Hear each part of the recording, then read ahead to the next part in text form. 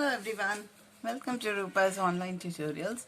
Today I am going to tell you about program 1 in your second PUC lab manual. Okay, so the program goes like this: write a program to find the frequency of an element in an array. Okay, write a program to find the frequency of an element. What do we mean by the word frequency? See, frequency means how many times that particular element has occurred in that array. Okay, so that's what we mean by the word frequency. So the question is, write a program to find the frequency of an element in an array. So here we should understand the frequency means the number of times that element has occurred where in an array. See, whenever programs are given, we have to remember the IPO cycle. That is, what we need to take the input from the user, or what we need to read or accept from the user, what is the kind of program logic that we need to apply, and what is the desired result. That is, final output on the terminal, what has to be displayed. Okay, these three things we need to remember when we are writing any program. So here the question says you have to find the frequency of an element in an array. That means here we should have an array. Okay, first we should accept an array from the user, or we should get an array here. Okay, an array is what? It's a collection of homogeneous elements which are referred by a common name. So I am having an array here of 5 elements, and let me say that these are the elements that I am putting in this array, and from this array, let me call this array as A here. Okay, so A of 5 I'll just put here, 1, 2, 3, 4, 5. In this array, let me say that I want to look for one element and I want to know how many times that element has occurred. So that's what this program is about. So let me say, like, the element that I am looking for. Okay, the element that I want to in the array, element in the array is 30. Okay, the element in the array is 30. Then how many times 30 has occurred? 1, 2. So my output, my final output should be like this. So frequency of this number of 30 in this array is equal to 2. So this should be my output. So we're going to write a program for this. Okay, since it's because of this COVID, lot of classes are missed, and programs, practicals are not being done by many. I thought I will start from the beginning. I will explain this program from the scratch, so that it is just a revision for those who know already, who have tried out already, and for those who have forgotten, maybe for them also it will be helpful. So we start a C++ program with the hash include iostream.h. Okay, so this header file or this preprocessor directive is used for your cout and cin objects. Okay, and then we have hash include iomanip.h. So when we use some functions like functions like endl, we can use iomanip.h, and then we have hash include conio.h. So this is for functions clr, ser, and getch. So if you're working on Turbo C, you need to include the conio.h. If you're working on some other editor, then it is not necessary. And if you're working on a newer editor, you need to using namespace std. But I have taken the program from your lab manual, second PU lab manual. So I'm just giving the same program here. So we start with the keyword class and the name of the class. So I've taken here frequency. So this is an identifier. Any name that you want you can give. And then we are going to use the access specifier private. So we know in a class the data variables are private by default. And here I'm going to declare the variables for this program. So if you see this particular program here, what and all we need? We need one array. Okay, and array size generally we declare more, and I am only going to display 5 elements, so I need to take the variable n, and since I've used an array, I have to use a for loop, and for that I need to use the index variable I. Yes, and then I have to ask the element from the user. So I need one more variable for the element, and then to know this too, okay, this counter variable I need, so I can name it as frequency. So totally I have to declare 5 variables here. Okay, this I can be declared inside your for loop also, or in outside the for loop. So this is how we are thinking, how we are going to declare the variables. So here I am going to say int n to know the number of elements in the array, the name of the array. Let me say m of 100 I have taken here. You can take 100 or 10 or whatever it is, and then you have an element and then the frequency. Okay, you're clear with why we have declared these variables. Now in the public, okay, I write public and colon 2 dots, and now here I want to put the functions for this. So generally I told you we have this input, process and output. So for input I will have one function. I will name it as get data. You can call it as any name. It's a user defined name. And for process I will have one more function, which is find frequency, and for output I will have a function display. Am I clear? So I'm going to have 3 functions now. So that will be written where? In this part, in the public section. So I will write here void get data. Okay, since it's a function I'll have to put 2 brackets, okay, 2 parentheses, and I close the with a semicolon, and then I will say void find frequency. Okay, I write one more function here, and then I will say void display. So now we are done with the writing of this class. So once the class is over, I close this with a semicolon. Okay, so much is clear, isn't it? Now I have had 3 functions now. Now what I'm going to do is I'm going to write these functions outside the class.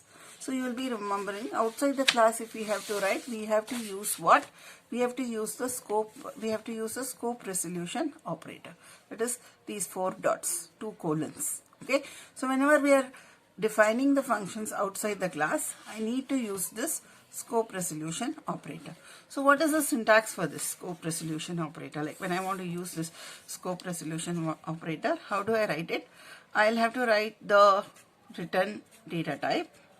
Okay, the return data type, and then I have to write the class name, and then I will write colon colon, because from here I am going to take the function name. Okay, and then I will write get data, and then I'll put 2 parentheses like this, and then I will open the braces for the statement. Now you have to remember this brackets. It's just a tip for some of you, okay, that it is easy to remember. The parentheses should come at the end. So you should not write the class name in the end. It should be always the function name. So here you write the function body and you close. So if I'm going to apply the same syntax here, how will I get it? The return data type, we are using void only here. So I will write it as void. The class name is what? Frequency. So I will write here frequency, and then the scope resolution operator and the name of this function. What's the function name here? Get data is the function name. So function name is what? Get data. So I will write here get data. So you need to remember the syntax while defining the function outside the class. So we will take up this. Okay, so I will write it here for you. So I write here, okay, void, it's a return data type. The class is frequency colon colon get data, and I open the parentheses. I write like this. Is it clear? So once I do this, what happens? I need to ask the user the values. So I write first cout, enter the size of the array. Why am I doing this? Why am I writing enter the size of the array? Because see here, what happens here is, here, if you observe here, I have declared the array for 100 elements. I have declared the array for 100 elements. I don't want 100 elements in my array. Maybe I want only 5 elements, 10 elements, 20 elements within 100 elements. That's the reason I'm writing here enter the size of the array. Then I am accepting this in one variable n. So I have declared n here for this purpose. Okay, and then I am saying C out, enter the elements of the array. So here I'm going to say the elements of the array. Okay, and after this I need to accept the elements. So array elements, you know, I need to use a for loop.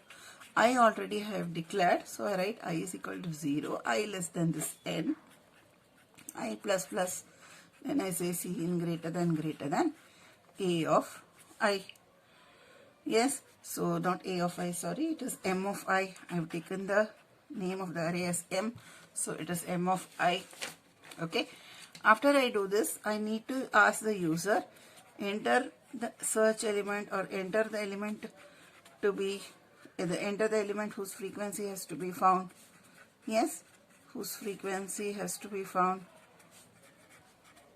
So that element has to be accepted somewhere, isn't it? See, Cout will just prompt the user what it does. Cin is where the actual data is getting stored. So it will be Cin greater than ELE. So if you see this, I have declared ELE here. I am using that same ELE here. So here you should remember, don't use different names. Okay, Cin greater than ELE. And now my get data function is done. Okay, now we will see the next process data. So that how will I write for that again? I should again start with what? The second function we are writing. We have finished with this get data function. We have to find the find frequency function. So how do you write the find frequency function? For that, what will you write? First the return data type, the name of the class which is frequency, and you will write colon, and then what's the name of the function you have written? We have written find frequency. So you have to remember here, whatever is written here, find underscore frequency, the same thing should be written here. Otherwise you will get an error saying this function is not defined. Okay. After you write, don't put a semicolon here at the end of this. Start with the braces. Okay. And now we are initializing the frequency to, we are having one more variable here, frequency, isn't it? We have initialized this frequency to 0. Can be done either way. Outside the class also you can do. Then I am saying for I is equal to 0, I less than n, I plus plus. Okay, now I am going to compare each element. If element is equal to m of I. Okay, then frequency is, what is frequency? Frequency plus plus. Okay, and then I am closing frequency. So what exactly happens here? So I am having this array. Okay, initially I showed you an array here, isn't it? This array, I'm having an array here, 10, 20, 30, 40. So same array I'm writing here. Okay, this m of I I'm writing here. So 10, 20, 30, 30 and 50. Okay, so now what is happening here? I equal to 0, I less than n, I plus plus. That means I is 0 first, then I is less than n, because for me n here is 5. Okay, and then it is going into this place. The for loop always works like this. Okay, see my videos on for loop. Okay, it works like this. Yes, the for loop works like this. So here element is equal to m of I. If element is equal to m of I, we are saying frequency plus plus, and then this part of the loop is executed, that is I plus plus. Okay, so what is happening now? Here first I is 0, then I less than 5, 0 is less than 5, it is true. Element is what? The element to be searched. Element to be searched, I told we are taking 30. So 30 will be now compared with m of 0. What is m of 0 for me? This is 0, 1, 2, 3 and 4. So m of 0 is 10. So this is false. Okay. So frequency is how much? It is remaining 0 here. What is shown here? Now I will become I plus plus. That means 0 plus 1. I will become 1. When I will become 1, 1 is less than 5. It is true. Now 30 is now compared with what? M of 1. Okay. That means what? 30 is equal to 20. That is also false. Your frequency will remain 0. Now I will become 2. So when I becomes 2, 2 is less than 5, it is true. So 30 is equal to m of 2. Okay, so 30 is equal to 30 again. Yes, it has increased now. So it does frequency plus plus, that means frequency is equal to frequency plus 1. So what will happen here? Frequency has become 1. Now I will be 3. Okay, so when I is 3, 3 is less than 5.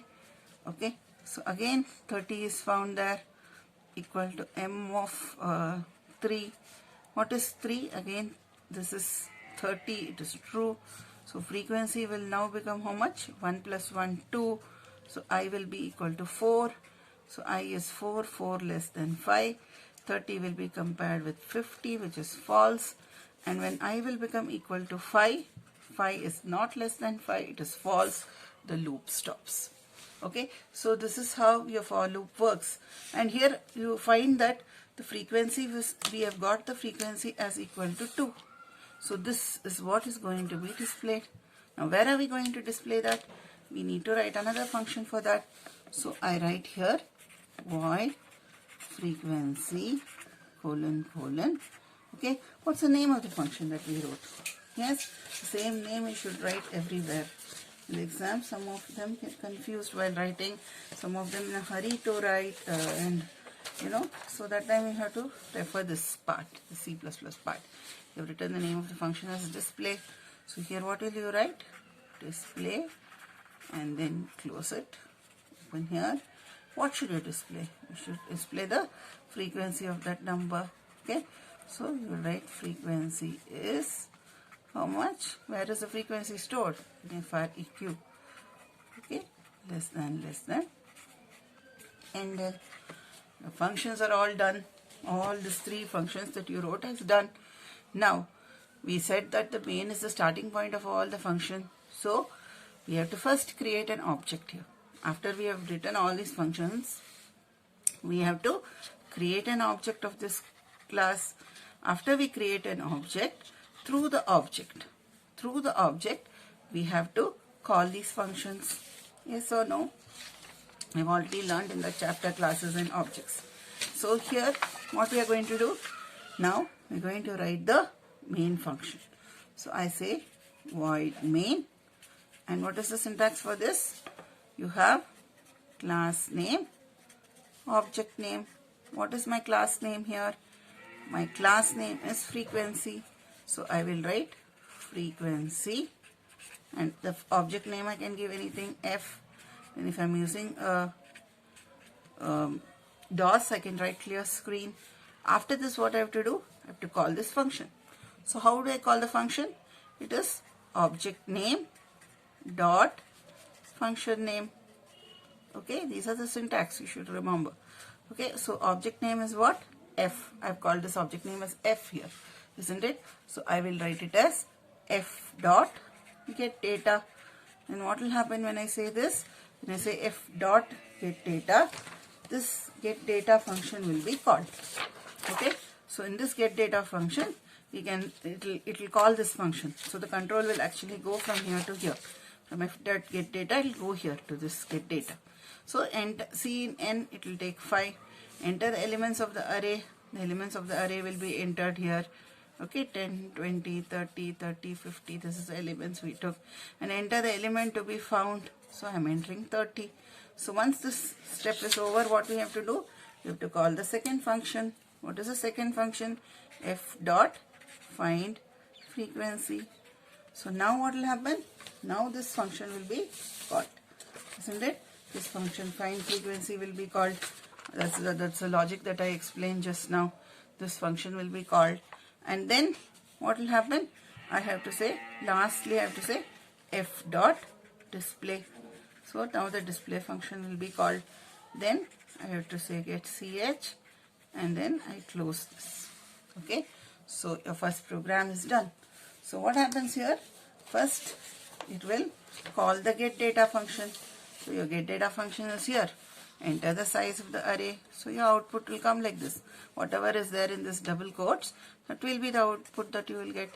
So it will say enter size of the array. So you're going to enter some number 5. Then it will say enter the elements to be searched. Okay, whatever is there between the double quotes, elements of the array. My handwriting is going bad, but it's okay. Yes, and then I'm entering all these elements, 10, 20, 30, 30 and 50, and then it will ask for the search element. Okay, so search element, and then what will happen? Then the process is called. Okay, the process is called, this is called, process is done internally, it is going to do all this. Then the display function is called. So when the display is called, what it will do? It is going to, when I say display here, it will say frequency is equal to 2. Am I clear? Yes. Hope you like this video. I'll be doing more of these programs in the coming series. Yes. Thanks for watching. If any queries, please do comment. Thank you.